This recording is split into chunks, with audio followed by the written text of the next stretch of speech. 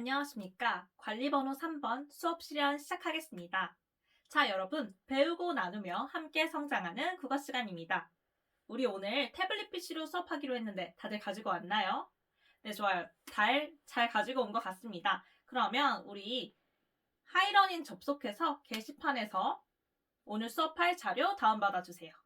네, 다들 다운받았나요? 좋습니다. 그럼 오늘 학습할 단어명부터 함께 살펴볼게요. 우리 오늘 학습할 단어명은 문학으로 함께 소통하기입니다. 문학으로 함께 소통하기. 그러면 우리 단어명 살펴봤으니까 학습 목표도 함께 읽어보도록 합시다. 시작! 네, 다들 아주 큰 목소리로 또박또박 잘 읽어주었는데요. 그럼 선생님이 칠판에 한번 명시해보도록 할게요. 우리 오늘 학습할 학습 목표는 먼저 첫 번째, 문학 소통의 특성을 이해하고 문학 소통의 특성을 이해하고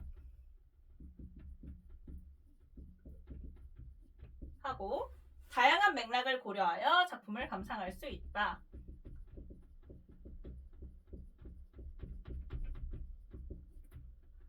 그리고 두 번째는 문학 소통에 주체적으로 참여할 수 있다.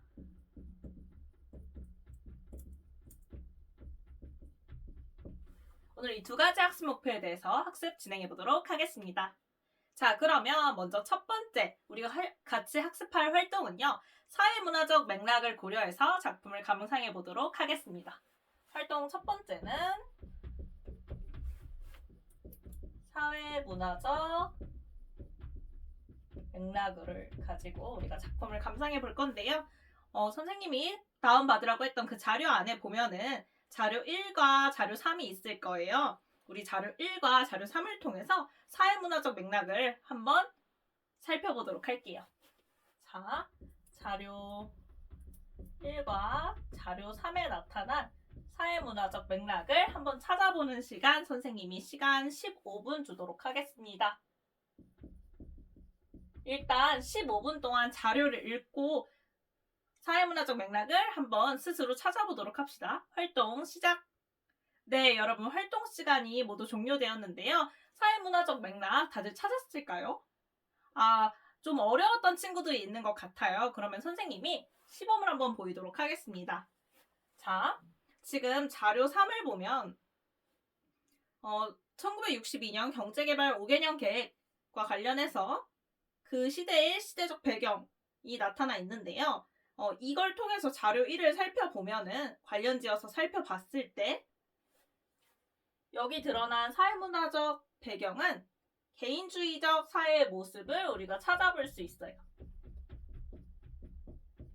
선생님이 그 근거로 우리 자료 1에 제시된 내용이 정희성 시인의 숲이라는 시죠. 숲이라는 시를 보면은 마지막에 이제 그대와 나는 왜 숲이 아닌가 라고 하면서 이제 숲은 제가끔 서 있지만 그래도 이제 나무들이 하나의 숲을 이룬다라고 되어 있지요. 근데 마지막 연을 보면은 그대와 나는 왜 숲이 아닌가라고 하면서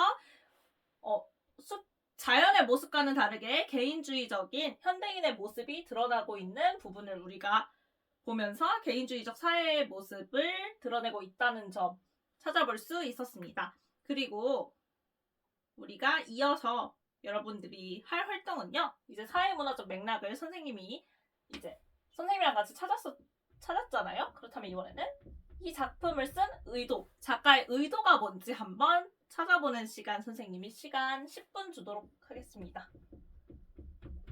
짝꿍이랑 같이 해당 작품이 쓰여진 의도가 뭔지 함께 찾아보도록 합시다. 시작!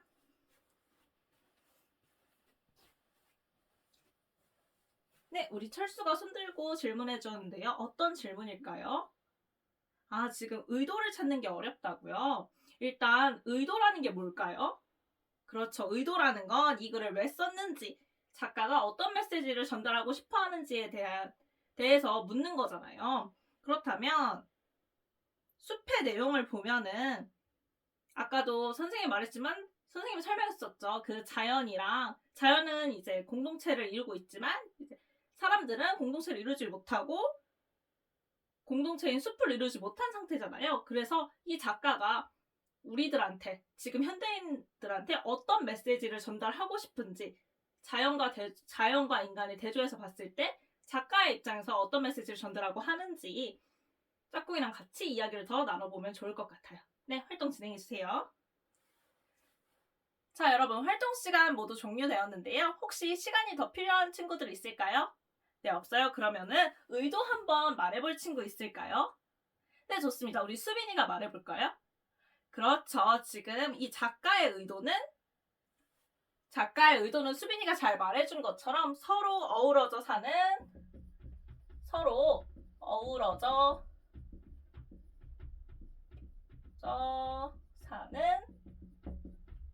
공동체의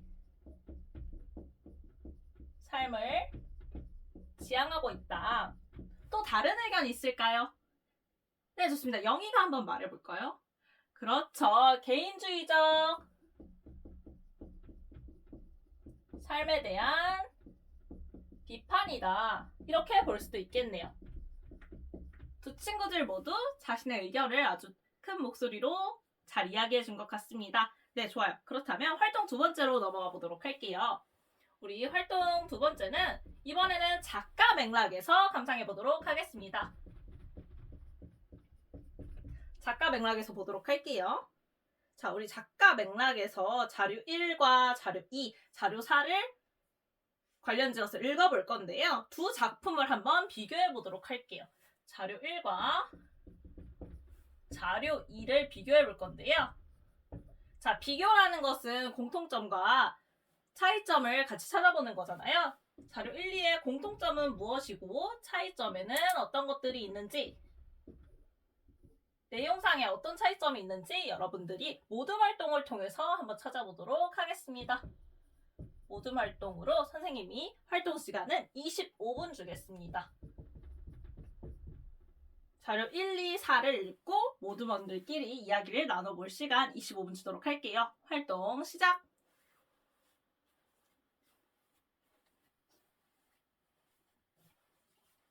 네, 우리 배려 모둠에서 손들고 질문해 주었는데요. 어떤 질문일까요? 공통점은 찾았는데 지금 차이점을 찾는 게 어렵다고요? 그러면은 어떤 부분이 어려울까요? 지금 두 번째 작품인 한 그리움이 다른 그리움에게 이 부분에 대해서 내용상의 특징을 파악하는 게 어렵다고 질문을 해주었는데요. 그렇다면 선생님이랑 같이 한번 보도록 할게요. 자, 한 그리움이 다른 그리움에게 이 작품의 주된 정서가 뭔지는 파악했나요? 그렇죠. 지금 외로움을 느끼고 있어요. 주된 정서가 외로움이죠. 그렇다면 이 외로움을 극복하기 위한 방법이 나타나 있는데요. 해당 시에 어떤 방법이 드러나는지 우리 밑에 구절 한번 같이 보면서 살펴볼까요? 자, 외로움이 주된 정서예요. 그 밑에 한 슬픔이 다른 슬픔에게 손을 준대요. 그리고 한 그리움이 다른 그리움에게 그윽한 눈으로 들여다본다고 합니다. 자, 이건 어떤 표현이에요? 우리가 어떨 때 이런 표현들을 사용을 할까요? 그 밑에 후반부의 내용에 힌트가 나와 있거든요. 자, 이 외로움을 극복하기 위해서 손을 주기도 하고 그윽한 눈으로 쳐다보기도 하고 이런 표현들이 어떤 표현인지 밑에 후반부 내용에 힌트가 나와 있는데 여기서 한번 찾아보도록 합시다. 모두원들끼리 토의 진행해주세요. 네, 여러분 활동 시간 모두 종료되었는데요. 혹시 시간 더 필요한 모둠 있을까요? 없어요? 그러면은 선생님이랑 같이 발표를 통해서 내용을 공유해 보도록 합시다. 자, 그러면은 공통점이 뭔지 자료 4에 근거해서 이야기해 볼 모둠 있을까요? 네, 좋습니다. 협력 모둠에서 말해봅시다. 그렇죠. 자료 1, 2 모두 인간관계의 단절과 회복에 대한 내용을 다루고 있었어요. 인간관계의 단절과 회복에 대한 내용을 다루고 있다. 그렇다면 차이점 말해볼 모둠 있을까요? 자료 1과 자료 2의 내용상의 차이점을 구체적으로 말해볼 모둠. 좋습니다. 아까 질문 주었던 배려 모둠에서 손들어 주었는데요. 그럼 한번 발표해볼까요? 네, 지금 배려 모둠에서 자료 1의 내용은 이제 소외된 현대인의 삶에 대한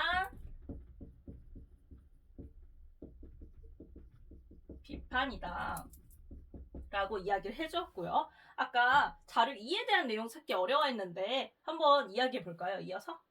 네, 그렇죠. 지금 자료 2에 대한 내용으로 소외감과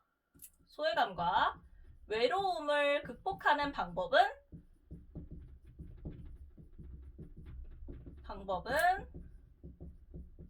사랑이다 라고 이야기를 해주었는데요. 지금 배려 모듬에서 시의 내용을 근거로 해서 구체적인 내용을 잘 발표해 주었습니다. 네, 좋아요. 아주 모두들 잘 내용을 파악한 것 같아요. 그렇다면 우리 이제 자료 3으로 우리 세 번째 활동으로 들어가서 이야기를 나눠보도록 하겠습니다. 세 번째 활동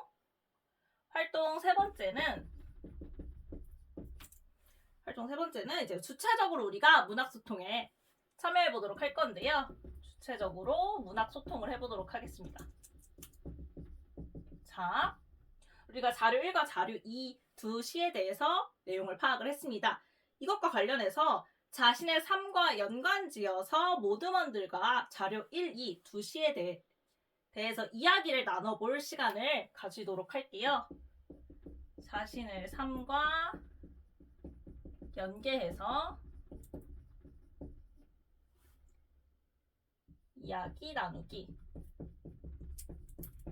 활동을 진행해 보도록 하겠습니다. 선생님이 모드먼들이랑 토의할 시간 25분 주도록 하겠습니다. 자, 모드먼들과 토의한 내용을 패들렛에 접속해서 업로드해 주면은 다들 읽으면서 좋아요도 눌러주고 댓글로 피드백 달아주면 될 것 같아요.